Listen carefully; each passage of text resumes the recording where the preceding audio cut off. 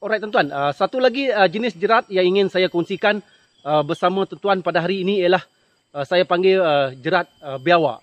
Alright, jerat ini bukan saja sesuai untuk binatang seperti biawak, tetapi ia juga sesuai untuk binatang yang bermanyat seperti tupai ataupun monyet. Alright, apa yang peralatan yang ada pada jerat ini? Pertama sekali, jerat ini mesti ada kayu yang bertindak sebagai kayu pelentik. Alright. Peralatan yang kedua yang mesti ada pada jerat ini, sudah semestinya jerat ini mesti ada tali yang bertindak sebagai penyerut. Right, di mana ini adalah tali rotan. Right, kekuatan tali mesti padan dengan binatang yang ingin kita tangkap atau saiz binatang yang ingin kita tangkap. Alright, peralatan yang ketiga yang mesti ada pada jerat ini, jerat ini mesti ada beberapa utas akar. Alright. Beberapa utas akar yang kecil dan akar besar sikit. Tiga utas akar. Alright, dan seterusnya apa yang ada pada jerat ini? Jerat ini mesti ada satu kayu yang bertindak sebagai suis, dan peralatan yang terakhir yang sangat penting yang mesti ada pada jerat ini ialah jerat ini mesti ada umpan, tuan-tuan. Umpan. Alright, umpan adalah bergantung kepada binatang yang ingin kita tangkap. Kalau sekiranya kita ingin tangkap biawak, maka umpan yang sangat sesuai lah ikan. Alright, ini adalah ikan haruan. Ikan haruan yang saya tangkap tadi di tasik di sebelah kiri sini.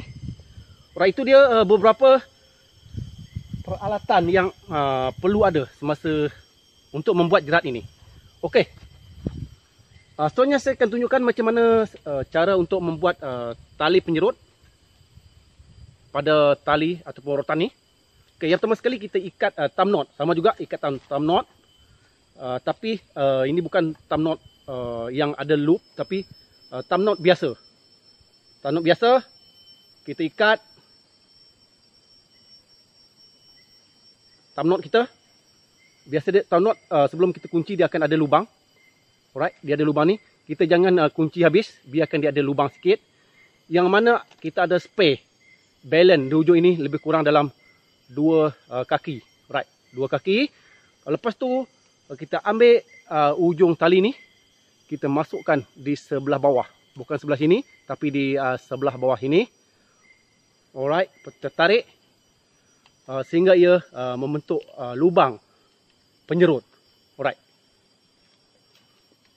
Okey, itu dia macam mana setup lubang ataupun tali penyerut ini. Seterusnya saya akan tunjukkan macam mana nak mengikat tali pada suis. Alright, ini suis, ini tali ataupun akar yang kecil, ambil akar yang kecil. Kita akan ikat tali ini, kayu suis ini pada tali. Sama juga guna apa saja ikatan, yang penting ikatan tersebut adalah kuat. Biasanya saya gunakan ikatan claw hitch.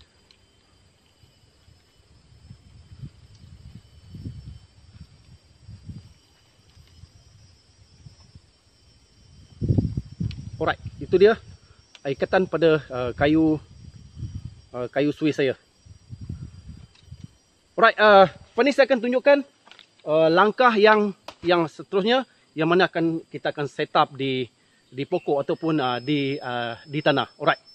Langkah seterusnya dalam membuat jerat ini, yang pertama sekali kita andaikan kita akan set up kita punya tali penjerut di sini.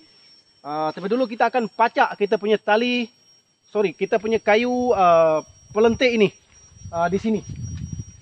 Pacak kayu pelentik ini di sini. Tentukan hujung dia sampai di tempat yang kita nak set up jerat ni.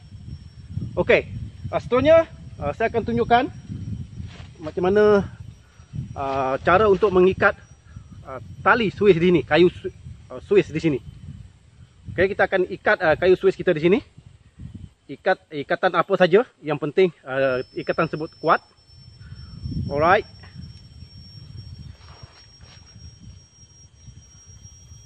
Okey.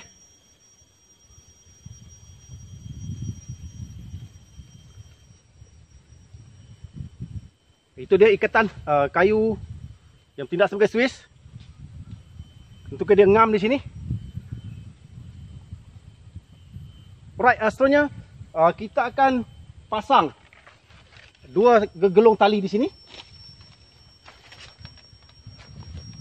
Gegelung tali yang pertama kita akan pasang di sebelah atas ini.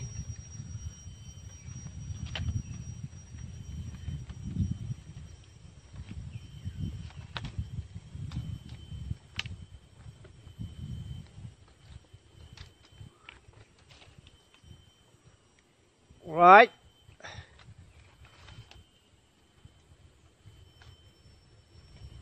Kita biarkan sedikit longgar di sini. Boleh jalan masuk. Untuk Swiss kita, kayu Swiss kita.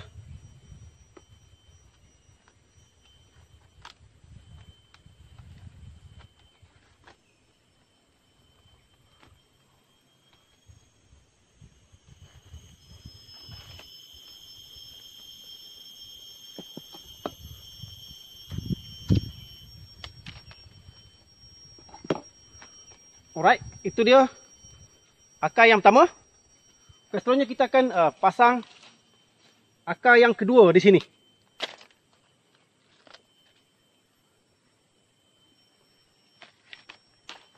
Okey, untuk akar kedua ni dia mesti boleh bergerak. Untuk akar yang pertama tadi dia mesti mati, statik. Alright. Kita akan pasang akar yang kedua ni. Sama label.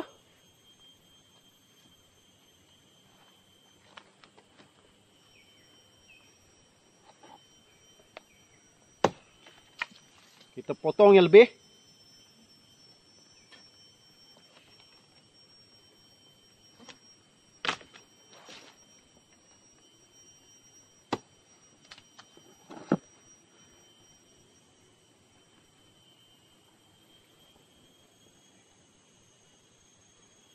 Okey. Dua akar telah dipasang. Seterusnya kita akan lekatkan umpan kita. Umpan yang kita ada pada akar yang kedua ini. Akar yang kedua ini.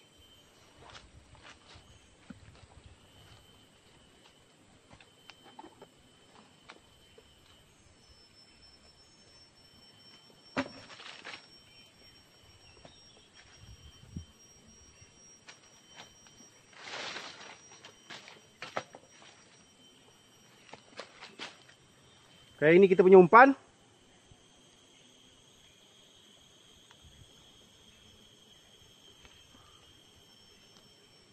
Kita ikat pada akar yang kedua ini. Kita punya umpan.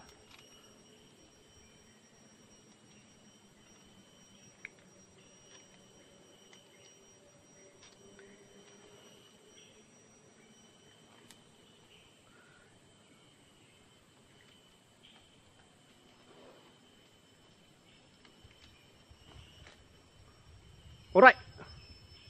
Umpan kita telah pun terpasang.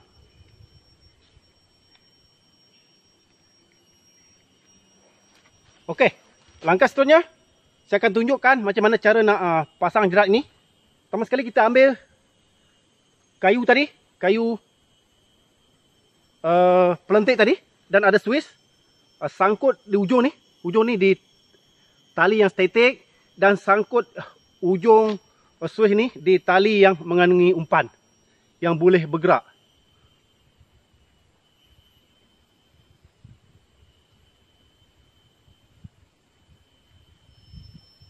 Alright. Okey, itu dia macam mana cara nak pasang umpan. Seterusnya kita akan pasang tali penyerut di sini. Okey. Tali penyerut hendaklah di jarak yang mana binatang bila dia datang dari sini, badan dia dalam kedudukan dalam gelong dan dia punya mulut dia mulut biawak tadi makan umpan ini dan dia akan terjerut nanti. Okey. Kedudukan kita punya gegelung mungkin dalam satu jengkar daripada umpan ni. Satu jengkar daripada umpan ni. Saya rasa sesuai untuk satu jengkar ataupun kurang sikit.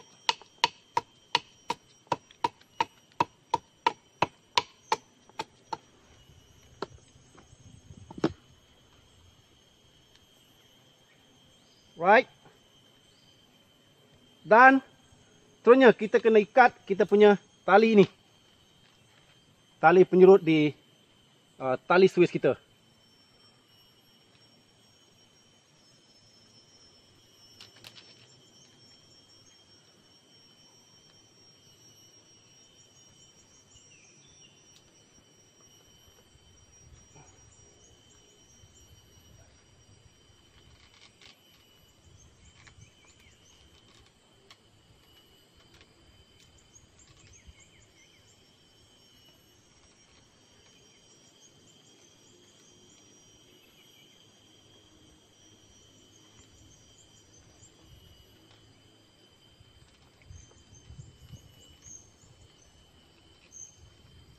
Alright. Selitkan tali penyerut. Yang mana tali lebihan ini kita boleh blade di kayu pelentik kita.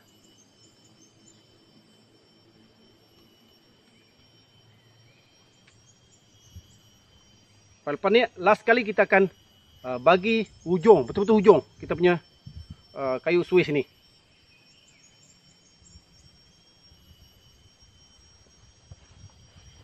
Alright, langkah seterusnya ada balance makanan tadi, umpan tadi ni, kita boleh letak dia daripada arah bawah ni. Letak di sini sikit.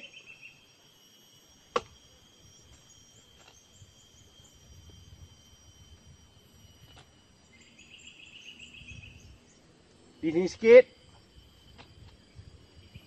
Bertujuan untuk mengumpan binatang biawak datang dari bawah.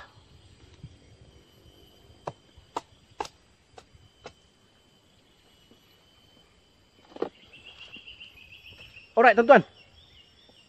Itu dia macam mana cara jerat ini di setup.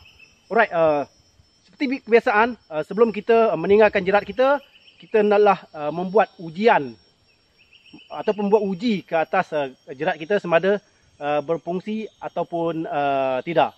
Alright, lepas ni saya akan tunjukkan pada tuan macam mana cara jerat ini berfungsi.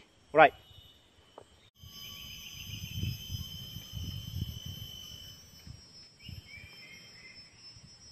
Alright tuan-tuan, itu dia jerat kita yang telah siap di setup. Alright, ini adalah pangkal pokok di mana binatang kita decide dia akan datang daripada arah ini.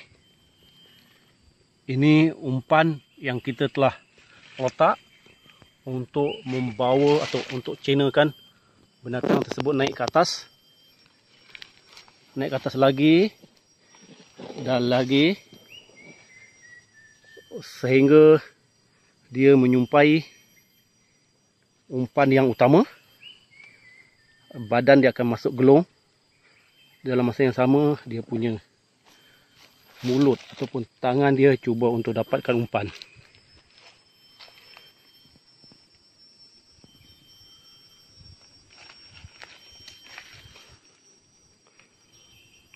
Tuan-tuan, itu dia jerat kita. Sangkut di situ. Sangkut di akar yang pertama. Seterusnya ujung Swiss sangkut di akar yang kedua yang boleh bergerak-gerak bersama umpan. Ini gegelung yang menunggu untuk menjerut.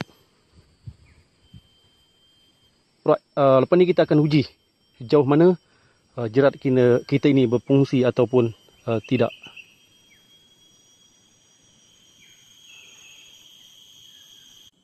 Okey tuan-tuan, kita tengok sejauh mana jerat ini berfungsi apabila binatang datang untuk mendapatkan umpan. Alright, binatang ataupun biawak dia akan datang dari bawah ini. Dia akan terhidu bau ikan yang kita letak di bawah. Dia cuba dapatkan ikan. Dia akan naik atas lagi. Alright, dia akan naik atas lagi sehingga dia akan ternampak umpan yang besar. Umpan utama kita, dia akan naik lagi. Okey, badan dia akan masuk kita punya gegelung yang mempunyai tali penyerut, dan binatang tersebut dia akan cuba untuk ambil umpan ataupun makan umpan yang mengandungi Swiss. Dia akan tarik umpan ni dan binatang tersebut akan terjerut oleh tali penyerut. Alright, seperti mana yang saya kata ataupun saya maklum sebelum ini, apabila kita datang dan melihat jerat kita terkena binatang, jangan sekali kita tergopoh gapah. Kita kena handle dengan baik, kerana binatang yang terkena jerat dia akan bertindak ganas. Alright. Tuan-tuan, itu dia sedikit perkongsian daripada saya pada hari ini, iaitu berkaitan dengan jerat biawak ataupun jerat tupai ataupun monyet. Alright.